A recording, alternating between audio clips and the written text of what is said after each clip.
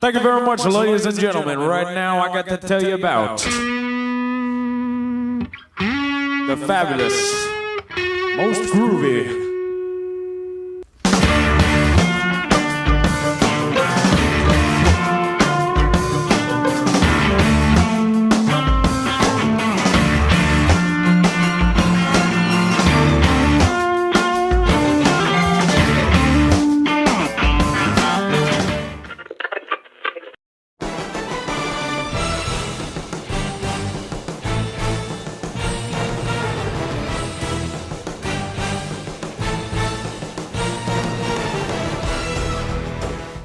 So the Galaxy S8 has been around since the last 6 months, and at that time, many other bezel-less smartphones have been released. The Note 8, the iPhone X, the V30 and the Pixel XL2, which is just round the corner. So I wanted to take a look back at the Galaxy S8 and check if it's still worth buying or should you opt in for those other bezel-less phones. Let's find out.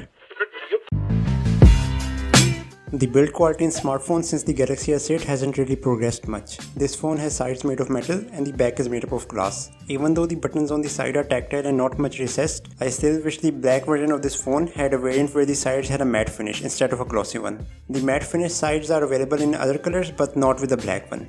I don't really enjoy the gloss metal sides, it feels like plastic to me. Other than that, the build quality and Samsung's engineering is solid. They kept the phone water resistant and bezel-less without sacrificing the headphone jack or the fingerprint sensor, and that's no small task. There might be some people who don't enjoy the 18:9 aspect ratio, but honestly I can't get enough of this. Because of the minimal bezels, this phone is super easy to handle, and the 5.8-inch display is able to show a lot of information. I ended up dropping and breaking the display of my old Nexus 6 because it was too wide and not really easy to carry, while the S8 has only a 2cm smaller display. The handling because of the narrow aspect ratio is very convenient. The whole front panel looks like the made up phones we saw in movies and concepts. It looks wonderful. One thing that is a nuisance is the location of the fingerprint sensor. Even though her 2 days muscle memory kicked in and I stopped pressing the camera with my more dominant left hand, it still feels really awkward. Having a case on the phone makes it a bit easier because the cutout in the case sort of guides your finger to the sensor, but this only works for the left hand. With the right hand, I can barely get it to work on the first try. It is clunky and awkward, and saying you'll get used to it shouldn't be the answer.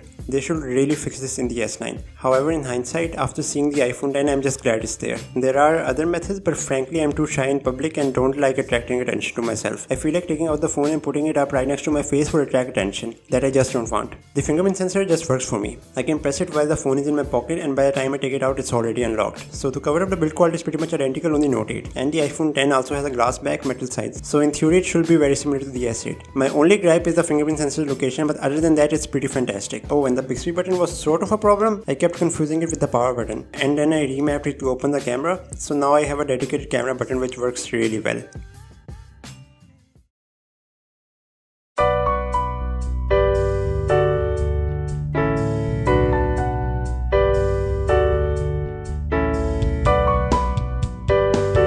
When it comes to the performance, the S8 and the Note 8 have the same processor, the Exynos 8895 or the Snapdragon 835, depending on your location. Both of these processors are pretty much the highest end SoC you can get right now. The difference comes in RAM. Even though the S8 has 4GB of RAM, the performance on it is top notch. I don't have any issues with the performance, apps, and specifically the camera app opens really quickly. The games run really well, and they look wonderful on this bezel-less display. My main problem, however, comes with Grace UI. There are some genuinely great features in Grace UI like scrolling screenshots, the game center, and Grace UI even looks much better than previous versions. But my issue is that there's too much stuff. There are so many features which I think are really nice, but I end up forgetting about them because 2 minutes later Grace UI brings up another feature to my attention, and the cycle continues. I never actually end up using half of these things. Like the side edges are a huge part of this phone, but I only used the side menu once and then completely forgot about it. I wish they would tone it down more. Only keep the necessary features that actually help in making the user experience better. If there's a feature that's just there to look cool or something that the user will forget about, I think it should be removed. In reality though, these features will never be removed because they want to wow people, and stock Android doesn't really do that. So this is all really wishful thinking. Although if we are talking about wishful thinking, then an S8 running stock Android like the Google Edition S4 from the back in the day would be a dream come true. If you are looking for great performance, great gaming experience, quick shutter releases, pretty much top end performance with a lot of features, then you should definitely consider getting this phone.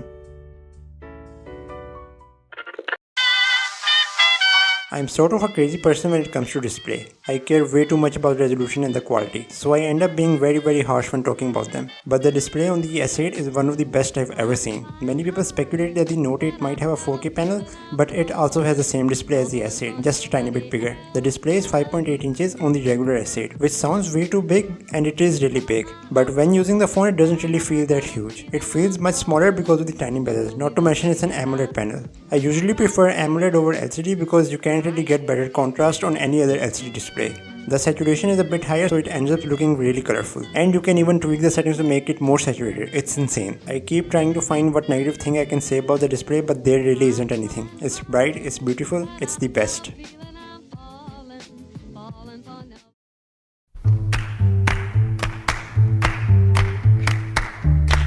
When it comes to the camera, Samsung didn't really make the S8 camera much better than the S7. The S7 and by extension the S8 have a fantastic camera. The photos it takes are clear and super saturated. For everyday usage, it's very good. The optical image stabilization makes photos less shaky and the video smooth. All that is great and all, but I'm still not really too happy with the camera. Don't get me wrong, the quality is really good, but I won't consider this camera to be one of the best. In hindsight, I don't think it was a good idea to make this slightly better than the S7's camera. I think they should have gone all out with dual cameras. At that time, they were just starting to take off, and the iPhone 7 and the P10 Plus pretty much swept in and blew everyone away by their dual lenses and 2x optic zoom. I think I'm spoiled by the P10's camera. Even though the quality is comparable, I really wish this phone could also have optic zoom. It would bring the camera from a 9 to a solid 10. So my point is, if you don't really care about dual cameras and you want a pretty straightforward experience with great quality and great focus, then you should definitely go for the S8. But if you are like me and a bit too geeky about smartphone cameras, then I think the iPhone 8, the iPhone 10, the P10 or the Note 8 might be better suited for you.